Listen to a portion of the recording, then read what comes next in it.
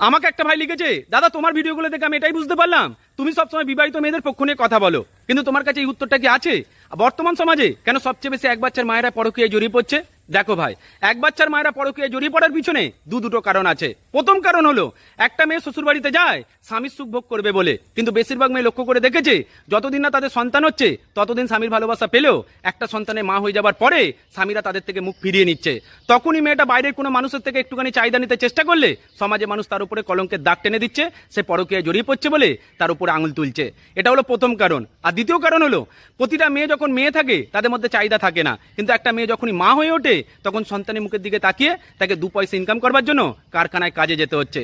এই কারখানায় কাজে যাওয়ার পথে রাস্তায় বেশ কিছু কুত্তার বাচ্চা দাঁড়িয়ে থাকে, যারা সুযোগ বুঝে ওই এক বাচ্চার মাকে টার্গেট করে ভোগ করে নিচ্ছে। সুতরাং একটা কথা কান খুলে শুনে রাখো ভাই, মেয়েরা নিজেদের চাহিদা পূরণ করতে পরকীয়ায় জড়িয়ে পড়ে না, বরং পুরুষ মানুষ নিজেদের চাহিদা পূরণ করার তাগিদে বেশিরভাগ ক্ষেত্রে এক বাচ্চার মায়েদেরকে টার্গেট করে নিচ্ছে।